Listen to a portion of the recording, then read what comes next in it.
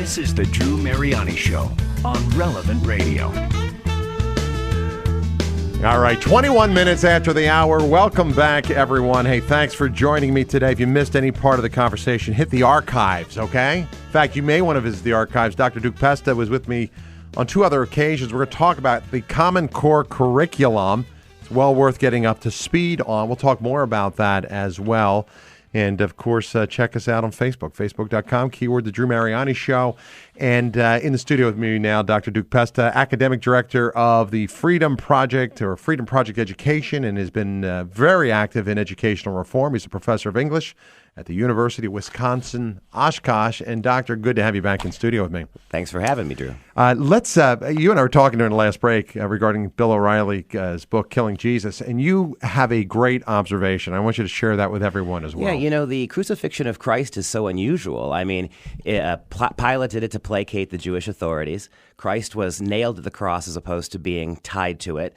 The carrying of the cross that he did, everything about that crucifixion scene is anomalous. Mm-hmm. So I would respectfully ask Mr. O'Reilly, why do you think that this would have been a typical crucifixion when it came to Christ and how he hung on the cross? And given the importance of this to the Jewish authorities, why wouldn't they have allowed people to get closer to him? It's just an interesting historical thing to think about. Yeah, you're an author yourself. I mean, I'm surprised that this would even become an issue, why Bill would do that, because there were eyewitnesses that we know were there. We got John, and you have the Virgin Mary, you have the holy women who were there, you've got Launtius, the Centurion. I mean, I'm sure word got around, because after he died and the veil split, I mean, there's a lot of stuff going on in Jerusalem at that moment in time. I'm sure the apostles wanted to know what the final words were. Well, and think about it, too. This is from the Roman perspective, this is the execution of a traitor. Mm-hmm. So that would have been a different animal altogether. But, you know, you asked why did O'Reilly want to write this? If you think about it, he did Killing Lincoln, he did Killing Kennedy, mm-hmm. and he's just working his way up the food chain. Right? You're right. Who else is going to sell books? That's interesting. Hey, you got to write a book on Common Core. Yes. This is fascinating. And, you know, we have not talked in my 4 o'clock Central hour here, and this is going to be new to a lot of people. You've been on the air in the past. I only recently discovered what the Common Core curriculum was all about a couple of weeks ago before I invited you on, and I want to bring other listeners up to speed as well. Let me just throw it to you. Let me let you explain what Common Core is, why it is something that we should be concerned about, and the impact it's having on those states and institutions that have embraced it. Sure. Common Core is, when you boil it down to its essence, it is effectively going to be a federal curriculum, a national curriculum for education from K through 12. And the interesting thing about it is that unlike other big government programs like Obamacare that at least went through Congress, we voted in the House mm-hmm. and the Senate on it, Common Core was written in private, written very secretly by a couple of lobbyist groups out in Washington, D.C. The National Governors Association was one of them.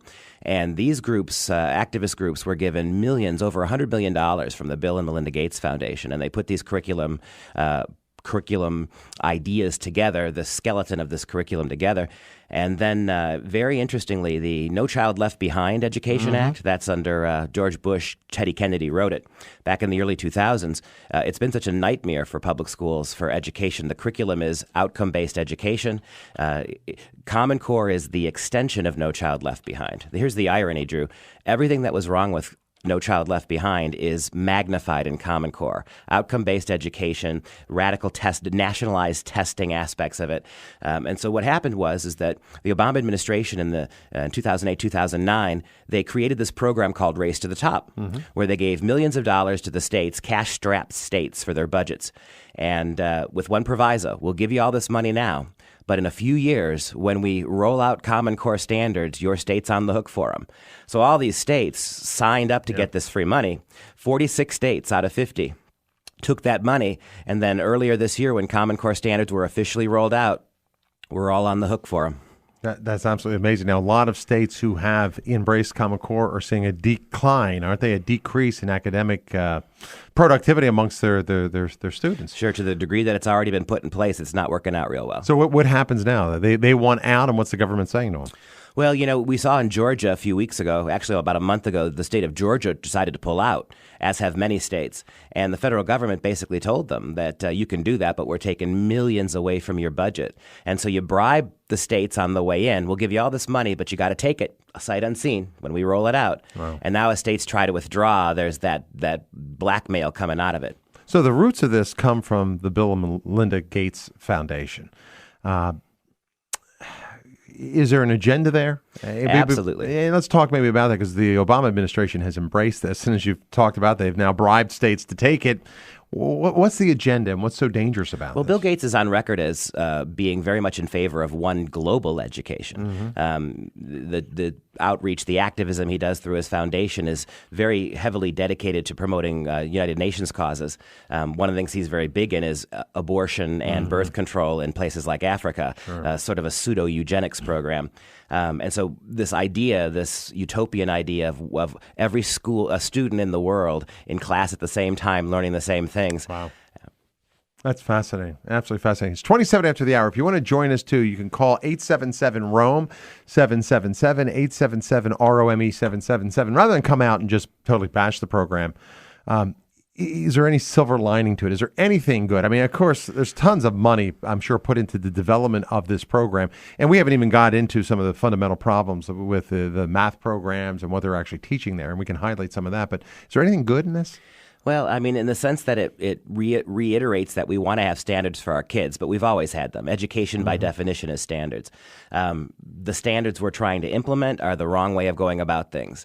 And the danger is that once you push it up to the federal level, unlike before, the danger here is for the first time, this is going to operate out of the federal government, which means the way we've been able to kill bad education in the past is local school boards, teachers on the ground saying, hey, this doesn't work.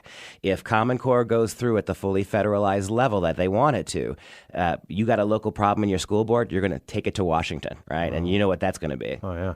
And what's it do for the national deficit, too? Is it going to cost the country more money? Billions, yep, absolutely. Really? The standardized tests, the nationalized tests are being written. ACT and SAT are shifting over to them. Wow. The textbooks alone are going to are all having to be rewritten, and to make all these schools up to code on this, and the technology to be able to do some of the data mining that they're going to want to do is really expensive. Now, how far off are we? How many states have already embraced it, and is it spreading across the country? Because, Catholic schools don't have to take this particular curriculum, although I'm shocked because there are a number of them that have already embraced it. I'm thinking, why would you do that? It is shocking. Over 100 Catholic dioceses have embraced it. Let me answer the first part of your question. Yeah. Because of the No Child Left Behind Race to the Top program, 46 states were on the hook for this.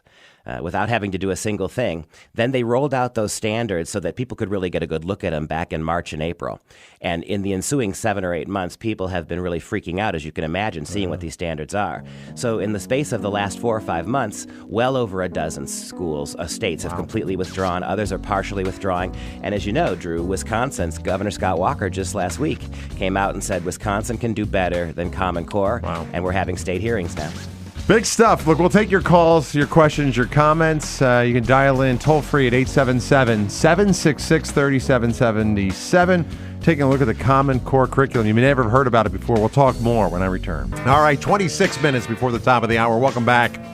I'm Drew Mariani, joined by Professor of English at the UW Oshkosh, Dr. Duke Pesta. He's been with me in the past. I've invited him back to make you aware of a very controversial issue. It's called Common Core, the Common Core curriculum. Hey, look, bottom line here, education, as parents, that is our primary duty. We're the primary educators of our children. Should be one of the highest priorities for all of us. So when we see this type of insidious curriculum begin to infect our kids. And look, we're only talking math and English today. Wait till you hear what happens with the science and the health programs that are rolled out. Wait till you see when you abdicate your authority as a parent to teach your kids and keep it at the most common level and let big government do it. There's a litany of problems that come with it. Let me just share with you very quickly here just a little bit of math. Here's a little bit of what's been leaking out. A lot of states have adopted Common Core. Parents are disturbed what they're hearing, and here's why. They hear their children come home with homework, and they got a math problem. Here's a math problem. 2 bridges in a town. One's 465 feet long. The other's 325 feet long. Which one's longer, and how do you know? It's kind of a no-brainer, right? Then they're disturbed. The teacher was told at the workshop, if a child tells you that 2 plus 2 is 5, don't say it's wrong. Just say, instead ask them how they came up with that answer. It's relative. I mean, there's no truth here. And Dr. Pesta, we were just talking about that. We'll go to the phones in a second here, but we were just saying that there is no truth in this. And that's kind of the mantra of our day, isn't it? Where, it's your own truth. Yeah, what's really frustrating about the both the people who crafted this so secretly and then the program itself is it starts from a premise of profound skepticism. The idea that even math and science, and we see it in the curriculum, gender, right? Even gender is made up. We saw what happened in California with the law that they passed that kids as young as kindergarten and first grade, second grade, if they decide, if they feel like little boys feel like they're little girls, they have to be allowed into the ladies' restroom. They have to be allowed to play on boys' football teams. This kind of stuff. I don't know if you saw it about a week ago in Argentina. A 6-year-old girl was given a sex change operation. Yeah. All right. And so nothing is 6 years 6 old. years old. A 6-year-old. Yeah. I mean, that's to me mind-boggling. They're not old enough to Before make that the decision. hormones even kick in. It's insanity. Yeah. Let's go to the phones. We'll start down south in Texas. Anonymous, good afternoon. You're on the air. Hi. Okay, so I've been trying to figure out how and why it's controversial. It is in our school, in our Catholic school, and I'm not sure how much they're using it. I've heard that it might, I think it might be supplemental, but I just have been trying to figure out why is it so controversial? Why did the state of Texas get rid of it? I think they were doing C-scope, which is similar, but nevertheless, I'm just having... It's a good question. Yeah. That's a great... Let me let Dr. Pesta... What's the controversy over Common Core? Well, everything about it's controversial. The curriculum is radical. If you are living in Texas, you know all about C-scope. And some of the people involved with the C-scope curriculum are the same people involved with Common Core, including La Raza, that radical separatist Hispanic organization. Some of the curriculum included little girls being required to dress up as Muslim girls in burqas from head to toe to demonstrate cultural sensitivity. One of the standards that third graders had to do was go home and draw a new flag for a make-believe communist country. Wow. There's all this really unbelievable stuff, and Common Core's tame compared to what you had in C-scope. Wow. But the other thing you should know down in Texas is that the Catholics, over 100 Catholic dioceses, excuse me, across the country have taken this. And we've talked to a lot of priests and bishops. We've talked to a lot of people. And the fact is that there's a huge disconnect between the Catholic clergy and the people in charge of education in the districts. We have been stunned how little our prelates, our clerics, how little our clergy know about exactly what Common Core is and how far in some of these Catholic schools it turns out that this is. It's a real shock when people figure it out. Well, Anonymous, thank you for your call. Let me go to Gail and Nina. Great question from her. Gail, good afternoon.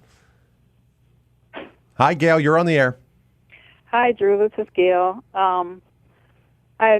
Last time this guest was on your program, I had talked to my co-catechist. I teach catechism. Mm-hmm. And one of the catechists came back with a document from the bishop that says there's nothing wrong with this program. All right, well, that's a great point. So let me throw that directly to you, Doctor. Do the bishops approve of Common Core? I have yet to meet a bishop who has formally endorsed it. I have talked to a number of bishops in various places. And the one thing I can tell you is that I've always, and priests too, there's been a lot of surprise when they see what Common Core is. There are a lot of school districts, Catholic school districts, who've implemented this. Mm-hmm. And to the surprise, occasionally to the surprise of some of the people in charge. I have not seen that document, but it wouldn't surprise me if somewhere across the country there are priests or bishops who might be for it. I have not encountered any yet. Right. And as it unfolds, it's relatively new. They may not understand the ultimately what looms in the not-too-distant future in terms of what's going to be rolled out, especially with the sex education. You and I were talking at the break. Maybe before I take another call, address that issue, because we're dealing with kindergartner and first grade children. What are they going to, after math and science, the wacky math we just talked about, what are they going to be getting in terms of science and health? Well, science and health are coming out next, and that's another insidious aspect of that. They rolled out the least controversial subjects, which are very controversial. And so I've seen the prototype of the National Sexuality Standards. And the standards are that at certain grade levels, they have to be able to discuss cogently certain things. So, for instance, by the time second graders, before they can make it to third grade, by the time second grade is over, these kids are going to be required to identify different kinds of family structures. Oh. They're going to have to be able to make an argument why every different kind of family type is equally valid. We're talking at 5, 6, and 7 years old now. Wow, that's unbelievable. All right, we'll go back. Gail, thank you for your call. Anonymous, calling from an anonymous location. Good afternoon. Good afternoon. Thanks for taking the call. I just would like to make a comment and ask a specific question. Sure. Everything that's being said is absolutely true. My kids go to a classical independent Catholic school. And we have just come across how insidious this all is. One thing you got to know right up front, you can't buy books anymore. We have a grammar book that we use, and when we called to replace the grammar book, they said, well, which one do you want? Do you want the Common Core book or the other book? And I said, which one's better? And she said, you don't want the Common Core book. Wow. Plus, like you want to buy Shakespeare, you can get 2 copies at a time. If you want to get, there are these books about Americanism that are very good and sound and solid. The only place you can get them is overseas, and they're hundreds of dollars. And this is a $20 book. So the reality of it is, and what everybody needs to know even about, because the reason my kids go to an independent school versus a Catholic school is because the Catholic schools have embraced this years ago, because all of the textbooks that they use are textbooks that you get in public schools. And so for them, this is a natural feed, and for most parents, they don't recognize that the fact that the political agenda has actually been in their history books, their social study books, and their English books for years. But my question to you, because the one thing I have heard is that you are required, if you adopt core curriculum, you can only add 15% of your own curriculum, which would be like your religion class in an 8-hour day. That would be like a 45-minute class, and I'm thinking high school here. Mm-hmm.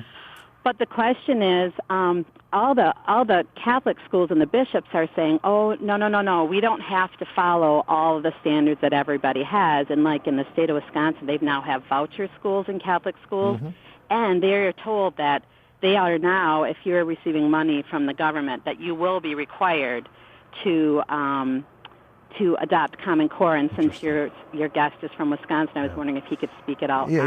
How does Common Core affect voucher schools? Well, I don't know if you've heard of the Senator Olson and Kestrel bill that's now currently being debated at the State House. Senator Luther Olson, who's a Republican from the Ripon area, he's put forth a bill that says that any school in the state that takes any public money, including Catholic schools who take vouchers, that if those kids, when they graduate for a certain number of years, don't do as well as other kids on these Common Core centralized tests, the DPI in Wisconsin will have the ability to take over those schools. Really? Any school that gets any public money.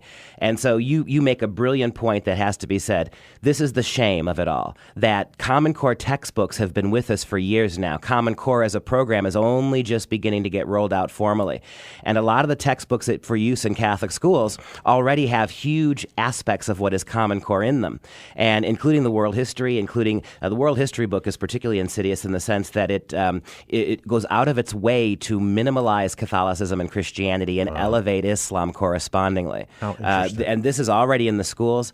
Again, the idea that somehow you're going to take this curriculum and you're going to keep what you want and use and discard the rest of it as these other standards keep rolling out, as all the national tests go Common Core. I mean, that's a devil's bargain, it seems to me. I mean, why would we as Catholic schools, who already have superior educational standards in most instances, why would we be out in front of the public schools who can't get out of it? You see all these states and all these educators now saying this is a mistake, including Wisconsin now, who's rethinking this. And while all this tumult is going on, Common Core has never been tried, it's never been tested, it's never been measured. Our Catholic schools in many instances have decided, hey, this is a great idea. If it's good for the public schools, it's good for our kids. And you got to ask yourself the question if you're a Catholic mom and dad. I know you've already asked it. Your kids are in independent schools. What are we paying all that money for if the curriculum is going to be largely the same and all these really divisive and in many respects anti-Christian elements are part of the curriculum? Is that part of the agenda here? Is it really an anti-Christian program to kind of make dilute Christianity in these Christian schools? It's any truth belief other than governmentism, right? This is a tremendously statist curriculum. Yep. There was an assignment given in a southern Wisconsin school that's now on the internet, whereby kids had to go home and write a little essay explaining how government was just like family. Oh, my Lord. All right? We're talking about middle school kids. Sounds like Russia. There you go. It's interesting. Let's go to Anonymous, calling us from an anonymous location. Hey, Anonymous. Hi, am I on the air? You are. Welcome. Hi. I've been doing a lot of research about the Common Core myself, and my bottom line is I believe it is Bill Gates wanting population control. And there's a lot of propaganda that I've been looking at in the new textbooks that are coming out that say there's a bar graph that you have to make about does contraception work. And there was another bar graph in a math textbook that's out there to purchase right now that says that there's a popular actor without his shirt on, and you have to graph the correlation for the number of minutes that he has a shirt off to the amount of money that the movie made. So I'm seeing this with eyes that see and ears that hear. And once you know that this is nefarious, you just have new eyes to see what's out there. My question is, what are we to do about it? Great question. You also raise a great point. The curriculum, the sexuality standards are truly shocking. We mentioned a little bit about them being rolled out, but there are two organizations that you'll know. One of them is Planned Parenthood, and the other is a group called GLEN for Gay and Lesbian and Bisexual Transgender Activism. Both of Planned Parenthood and this GLEN group are writing parallel curriculum for the Common Core. And one of the agendas is, you're not going to believe this, every single class, every single subject has to incorporate gay-friendly language. So if your kids are in a math class, it's going to be mandated, if this goes through, that math problems have to be non-heteronormative. In other words, you can't say Johnny has 2 apples and Janie has 3. What you have to say is Johnny has 3 apples and his husband Joey has 2 apples. You have to work this kind of framing strategy into science, math, history, philosophy. The question is about what do we do about it? From the perspective of Catholic schools, I would say we are having these hearings in Wisconsin now. Get out there and let your state legislators know. Go to your bishops. Go to the bishops in your districts. Don't go to the education administrators. Go to the bishops. Go to the people who have the final say. I guarantee you're going to get a more sympathetic response from the pastoral care, from our shepherds in the bishops' offices than you are going to get from the educational administrators, who in almost every instance are the ones who put this in. All right. I thank you very much, Anonymous. Appreciate your call. One more question. Go ahead. What are the public schools to do? Okay. Well, we're on the verge now, right? We were stonewalled all summer. We were supposed to have these public hearings in Wisconsin on Common Core, give the people a chance to have their say, and Senator Luther Olson stonewalled those all summer long. We are in a position. Last week, Governor Scott Walker came out. This was huge. Governor Walker came out and said in an interview, we can do better than Common Core, and we need to have these hearings. We need to let the people of Wisconsin know what's going on. Tomorrow, Thursday, at the State House in Madison, huge comment from 12 to 8. People can turn out and give their advice. I'll be testifying in Wisconsin tomorrow afternoon at the State House about the dangers of Common Core. Get your voice heard. There's going to be, over the next 3 weeks, there's going to be meetings in Fond du Lac, Wausau, and Eau Claire. So if you can make one of those, make your voices heard.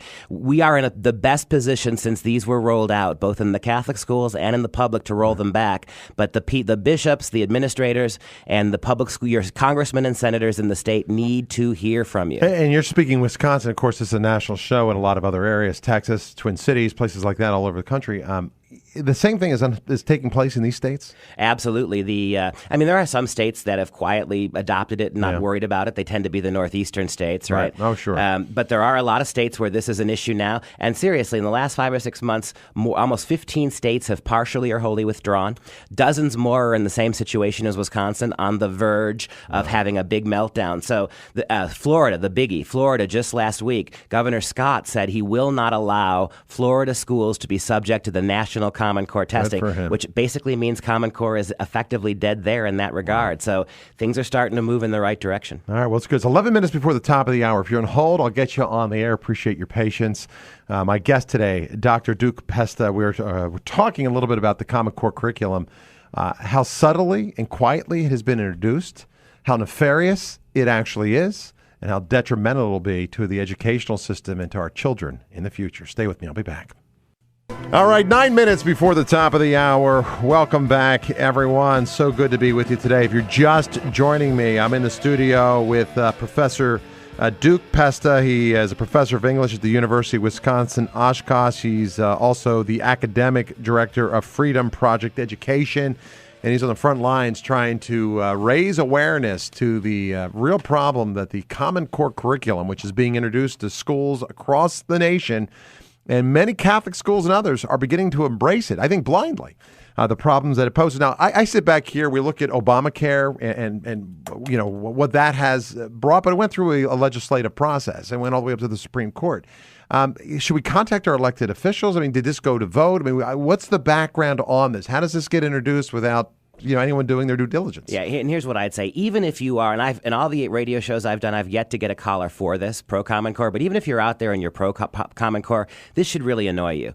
This was done by small lobbying groups, hugely funded by Bill and Melinda Gates. Nobody ever voted on this. Not the president had a say in vote. The Congress, the Senate never saw this legislation. The governors of states, state legislatures, school boards, teachers, nobody. No one was consulted. This was given. It was not voted on. There's been no democratic process here, and this affects every single public school kid in this country. And for some reason, all the Christian and Catholic schools that have decided to hop on this bandwagon as well. That's amazing. All right, we'll go back to the phones. Lynn's been waiting for a while. She joins us from Wisconsin. Hi, Lynn.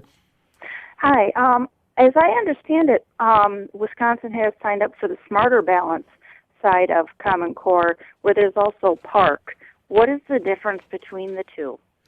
Well, there's not much when you associate it with Park, because Park is going to be one of the two big testing consortiums, nationalized Common Core standard tests. So all the rest, to tell you the truth, is just semantics, because what teachers are going to have to do is not teach for knowledge, not teach creatively, teach the prefabricated standards, and pray they get their kids there or they're going to get fired.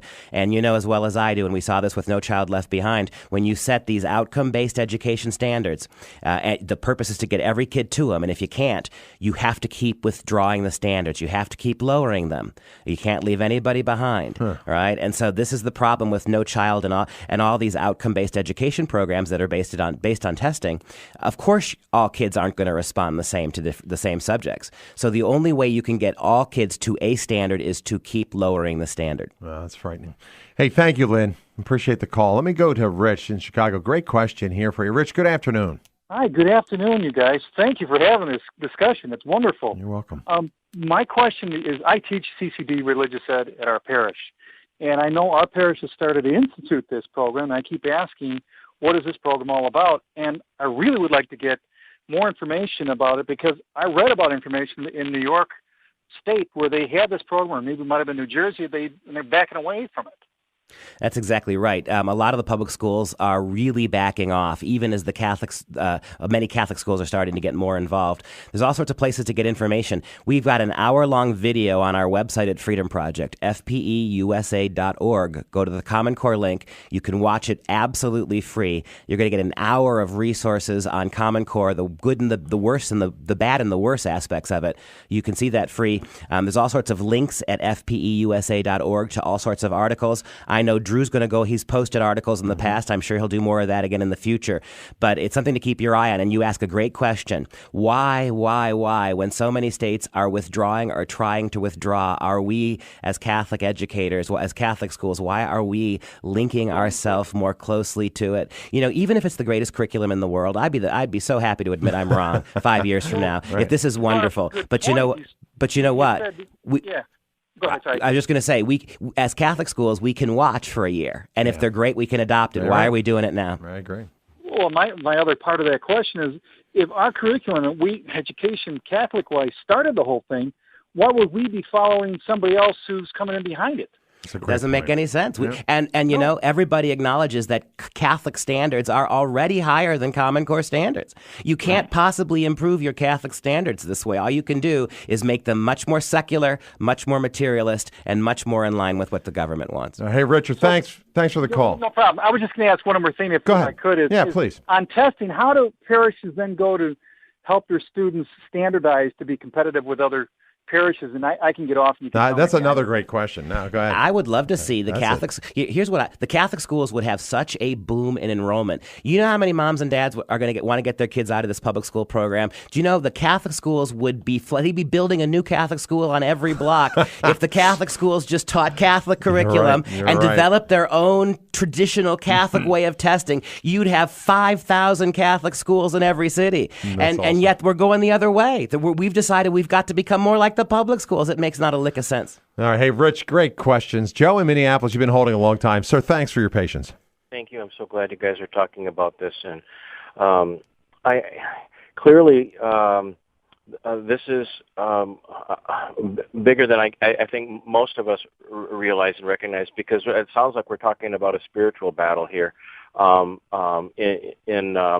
the truest sense, because our Catholic schools right now seem like the approach to this is very much on the defensive, when as Catholics and in this time of evangelization, we should be on the offensive.